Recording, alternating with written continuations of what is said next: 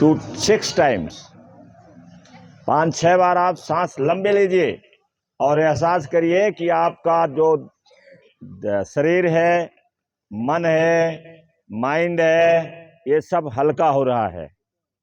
ऐसा महसूस करिए और फिर ध्यान में चले जाइए। आसमान से अपने आप को जोड़ लीजिए, अपने आप को जोड़िए, इस ब्रह्मांड से जोड़ लीजिए और देखिए ब्रह्मांड से आपके पास ऊर्जा आ रही है, एनर्जी आ रही है और आपका शरीर एनर्जेटिक हो रहा है, ब्रेन आपका एनर्जेटिक हो रहा है। ये आपको देखना है। और इसी बीच में आपको उस किताब का कुछ भाग सुना देंगे आज, इसके बाद कुछ भाग सुनाया जाएगा बाद में, हो सकता कल ही हो जाए। तो ऐसे करके पूरी किताब हम सुन लेंगे। आपके मन में भी आते होंगे, आपको भी रियलाइज होता होगा कि जिंदगी में हमने पढ़ा कुछ और है और प्रैक्टिकल कुछ और देख रहे हैं। किताबों में या हमारे बड़े बुजुर्ग हमें अच्छा करने के लिए कहते हैं, लेकिन जब हम दुनिया के बीच में कदम रखते हैं तो हमें चारों ओर वो बातें कहीं दिखाई नहीं देती। लोग अपनी सूरतों को संवारने में लगे हुए हैं, लेकिन क्या कभी सोचा है कि ऊपर वाला तो सूरत देखता ही नहीं, वो तो आपकी सीरत देखता है। दुनिया कहती है कि ईंट का जवाब पत्थर से दो, यानी कि बदला लो, और दुनिया बनाने वाला कहता है बदला मत लो, बदल करके दिखाओ। तो इस दुनिया के नजरिए में और दुनिया बनाने वाले के नजरिए में बड़ा फर्क है। हम किस नजरिए से चलना चाहते हैं ये तो हमें ही डिसाइड करना होगा। मगर एक सवाल खुद से पूछिए कि दुनिया वाले जिस नजरिए से हमें चलाना चाह रहे हैं, क्या उस पर चलकर आज हमारे जीवन में सुख, सुकून और शांति है? ये है इंडिया के पुराने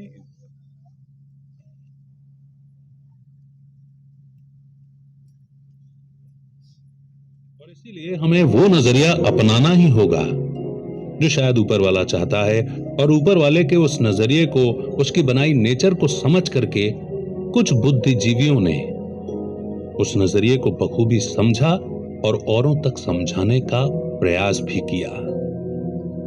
आज की बुक समरी है मेडिटेशंस, जो कि कलेक्शन है मार्कस ऑरेलियस के द्वारा लिखी गई डायरी का। मार्कस ऑरेलियस ने 160 टू 181 एडी तक रोम पर राज किया था। वो 5 अच्छे सम्राटों में से आखिरी थे। ये एक ऐसा राजवंश था जिसके शासन के दौरान रोम को शांति और इंसाफ के लिए जाना जाता था। उन्हें स्टोइक फिलोसॉफिकल मूवमेंट का एक अहम हिस्सा भी माना जाता है। मार्कस ऑरेलियस का जब रोम पर राज था, उस समय पूरा रोम काफी फल फूल रहा था। वो एक महान लीडर और महान स्कॉलर थे। मेडिटेशन उनके द्वारा सालों से इकट्ठा किए गए विजडम के रिकॉर्ड के रूप में है। इसे स्टोइक फिलॉसफी के सबसे ग्रेट क्लासिकल वर्क्स में से एक माना जाता है। इस बुक ने कई प्रेसिडेंट और मिलिट्री जनरल को इंस्पायर किया है। And I am damn sure कि आज आपको इस समरी को सुनने के बाद, पढ़ने के बाद अपनी लाइफ के लिए एक क्लियर गाइडिंग पाथ मिलेगा। आइए बिना देर के शुरू करते हैं आज की बुक समरी मेडिटेशंस। क्या आपने कभी स्टोइक शब्द के बारे में सुना है? ये एक ऐसे इंसान के बारे में बताता है जो बिना कोई शिकायत किए अपने दर्द और दुख को सहन कर सकता है। लेकिन पुराने समय में ग्रीस और रोम में स्टोइक्स फिलोसोफर्स का एक ग्रुप हुआ करता था। वे नेचर के रूल्स को फॉलो करते हुए एक अच्छा और ईमानदारी का जीवन जीने में विश्वास रखते थे। स्टोइसिज्म के सबसे फेमस फॉलोअर्स में से एक थे रोमन सम्राट मार्कस ऑरेलियस। उन्हें अपनी पूरी जिंदगी में एक डायरी रखने के लिए जाना जाता है। वो अपनी डायरी में लोगों के बारे में, नेचर और फिलॉसफी के बारे में अपनी सोच लिखते थे। बाद में उनकी डायरी को ढूंढा गया और मार्कस ऑरेलियस मेडिटेशन के नाम से पब्लिश किया गया।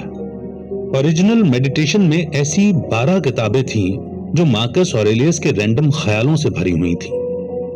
वो बुक्स मुश्किल शब्दों में लिखी गई थी जिन्हें मार्कस ऑरेलियस के अलावा कोई भी आसानी से नहीं पढ़ सकता था। ये समरी मेडिटेशन को 6 कैटेगरीज में बांटती है ताकि आपके लिए इसे पढ़ना आसान हो सके।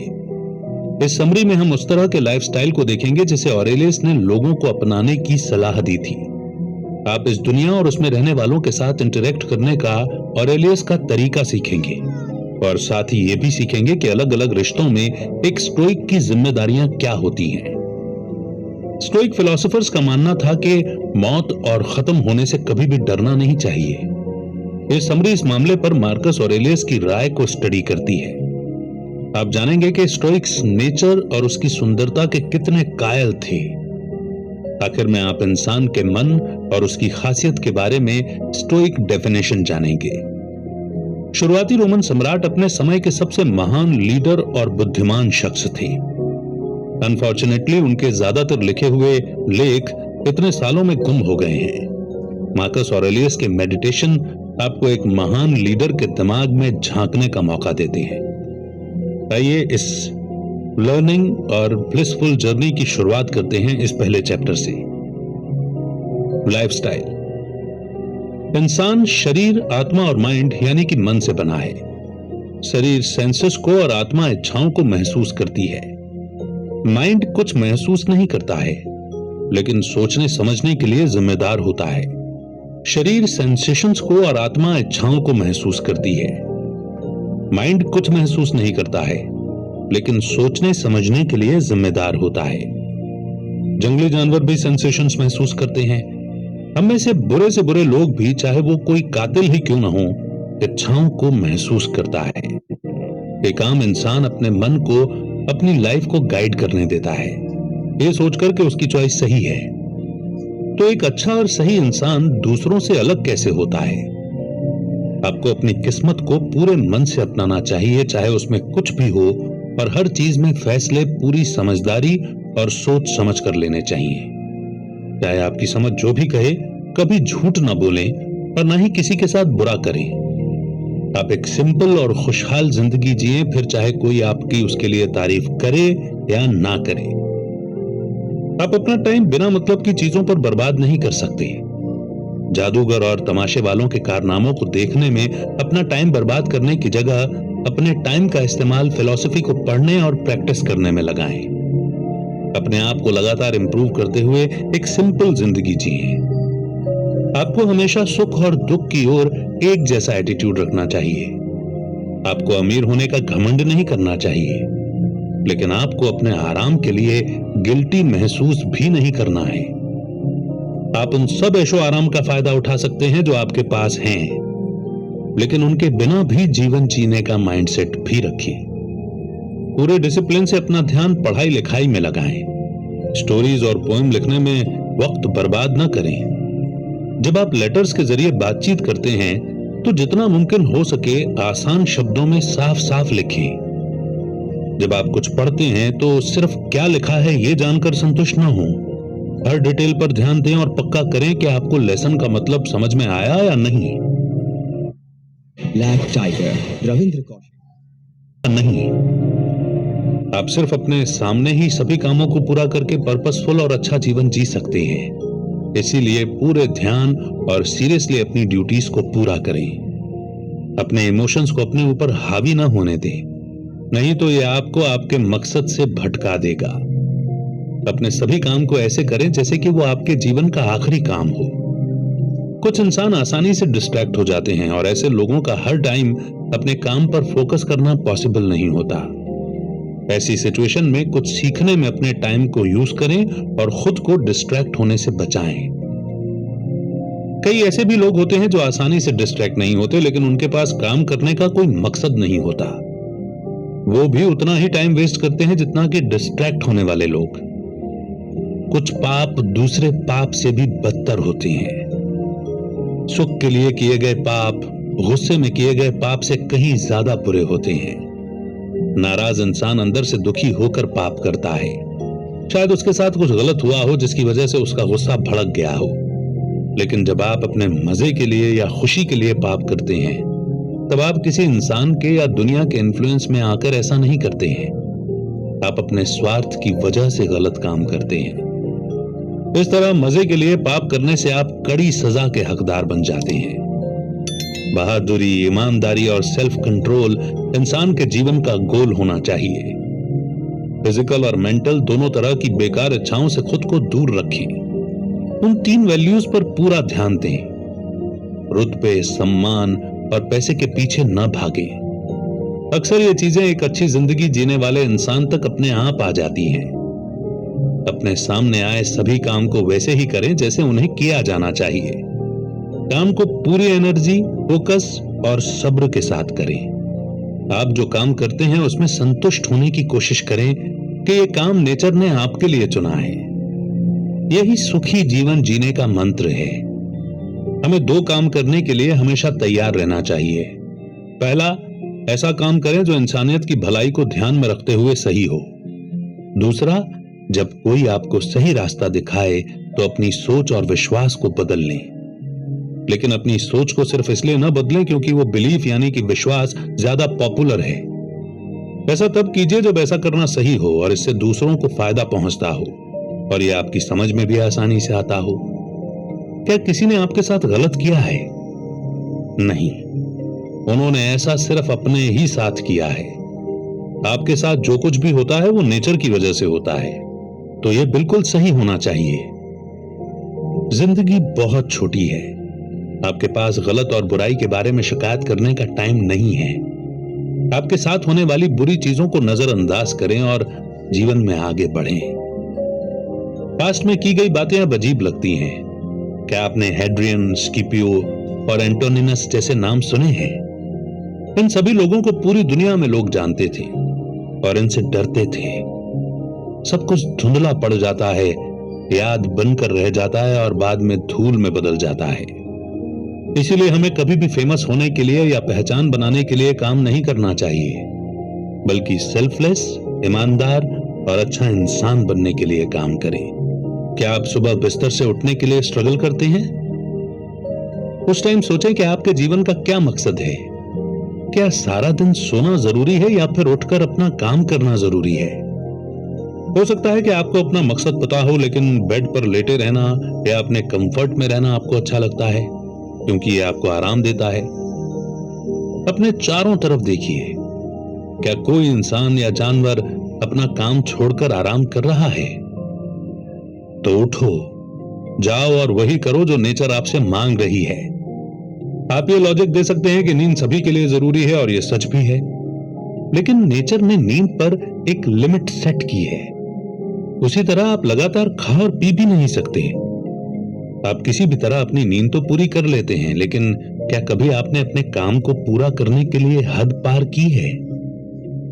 जो खुद से प्यार करता है वो अपने स्वभाव और अपने काम से भी प्यार करता है। यही कारण है कि एक आर्टिस्ट भूख, प्यास और नींद की परवाह न करते हुए अपने काम को लगातार प्रैक्टिस करता रहता है। क्या आपको हमेशा महसूस होता है कि आप में कोई टैलेंट नहीं है?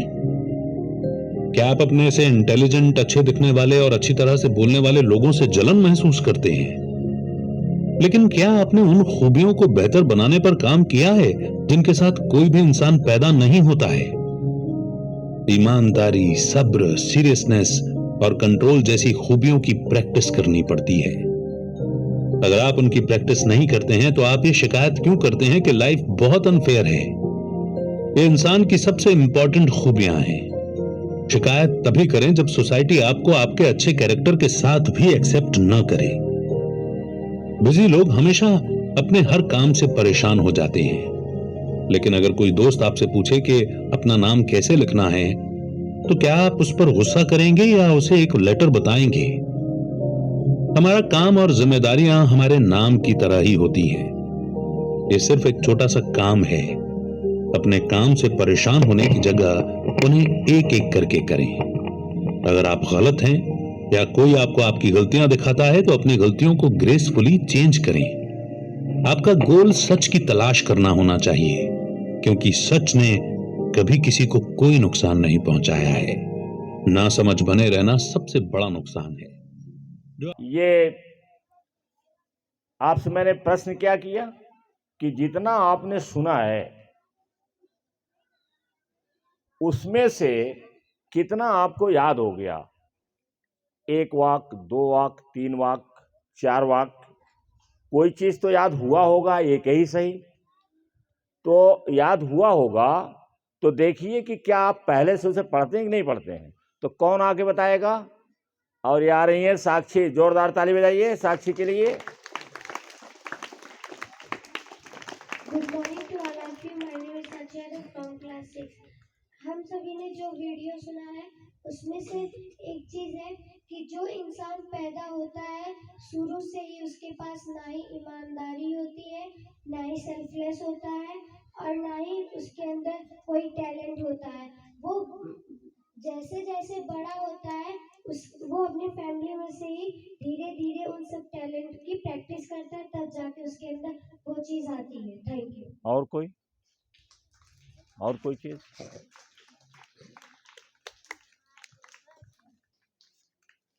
चलिए ठीक है, सोचिए, सोच करके डायरेक्ट नोट कर लेना बैठ करके। अभी ये जया भी आ रही हैं, जया के लिए जोरदार ताली बजाइए।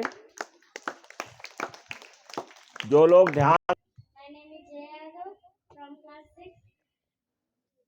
जो काम आप लोगों को दिया जाता है वह पूरी ईमानदारी और फोकस से कीजिए, क्योंकि इससे संतुष्ट रहिए कि वो काम आपको प्रकृति के द्वारा मिला है। Thank you. हाँ, इसको कहते हैं कि जो लोग धार्मिक लोग होते हैं, जैसे वीडियो बनती है ना, तो हम किसी गॉड का, किसी देवी देवता का नाम नहीं लेते हैं। वो इसलिए नहीं कि हम मानते नहीं हैं या कोई और बात है, इसलिए कि पूरा ये संसार कई धर्मों में विभाजित है। और जब हम किसी का नाम लेंगे तो वह उसी के लिए हो जाएगा। इसलिए उसके लिए प्रकृति कहा जाता है, नेचर कहा जाता है, इंटेलिजेंस कहा जाता है, इन्फिनाइट इंटेलिजेंस कहा जाता है। कई नाम उसका दे दिया गया है, वैज्ञानिकों द्वारा, मनोवैज्ञानिकों द्वारा नाम दिया गया है। तो उन्होंने क्या बताया, उन्होंने बताया कि जो भी काम आपको मिलता है उसको मान के चलिए कि ये नेचर के द्वारा दिया हुआ है और पूरे मनोयोग से करिए। देखिए बताया ना। और कोई कहना चाहता है जिसको याद हो गया हो, जिसको याद होगी। जो लोग सिर नीचे कर लेते हैं वो आगे बढ़ भी सकते हैं लेकिन कामयाब नहीं होंगे। आप आईएएस हो जाइएगा, हो सकता हो जाइए, लेकिन अगर आप इंट्रोवर्ट रहेंगे तो बहुत कामयाब आदमी नहीं बनेंगे।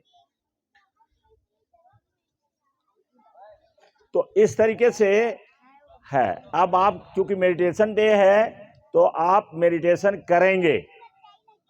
आप फिर से मेडिटेशन पोजीशन में होइए, फिर से मेडिटेशन पोजीशन में हो जाइए, फिर से हो जाओ। ज्यादा समय नहीं है, ओनली 5 मिनट्स आर रिमेनिंग। केवल 5 मिनट बचा हुआ है, केवल 5 मिनट, ज्यादा से ज्यादा नहीं तो 8:25 हो गया है, 8:25 हो गया है। तो थोड़ा सा वहीं से गाइड कर दीजिए, गाइड कर दो साक्षी, गाइड करो पहला मेडिटेशन बस।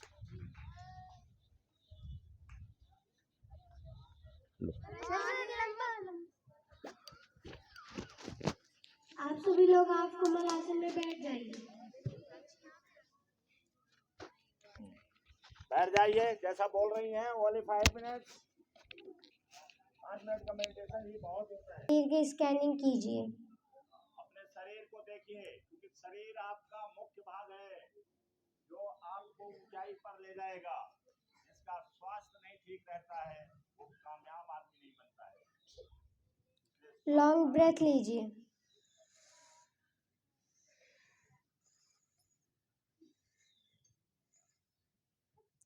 शॉर्ट ब्रेथ लीजिए।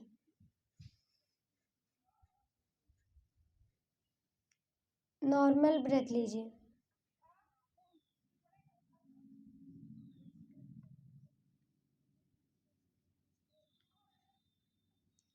आप सभी लोग अपने माइंड में 1 से 10 तक गिनती लिखिए और उसे बारी बारी से काटिए। ये फोकस के लिए है। आपका अगला चैप्टर जो होगा वो फोकस एंड कंसंट्रेशन पर होगा। ऑन मंडे, सोमवार से शुरू हो जाएगा।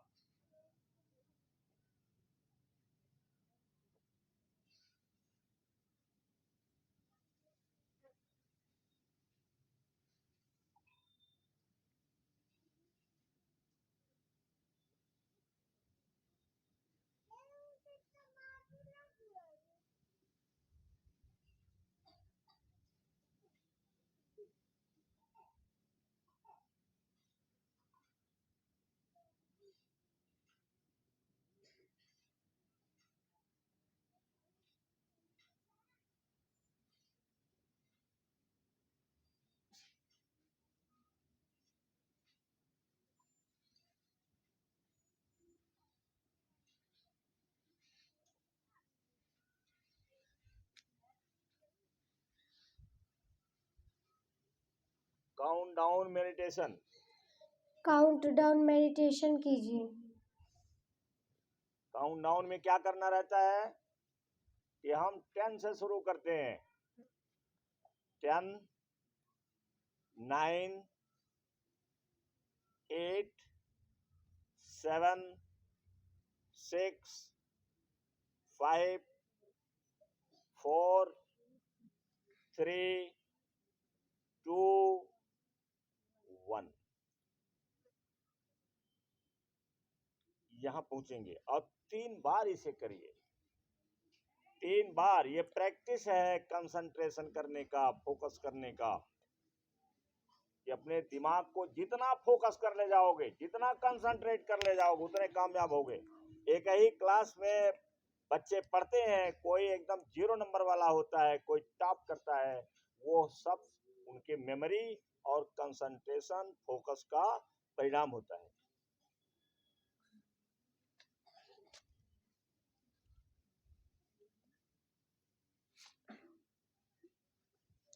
आप सभी लोग अपने माइंड को यूनिवर्सल पावर से जोड़ लीजिए।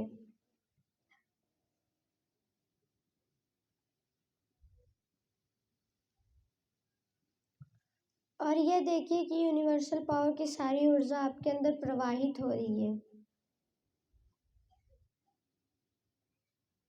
और इसी ऊर्जा के साथ आप अब अपने क्लास में जाएंगे, ताकि वहां देखा मैंने कि आप यहां से जाते हैं करके और क्लास में फिर एक जानवर जैसे हो जाते हैं।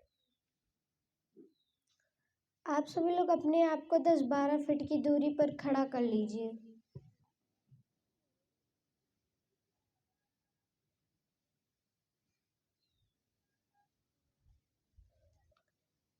आप सभी लोग जो बनना चाहते हैं उसका एक छोटा सा रोल मॉडल बनाइए।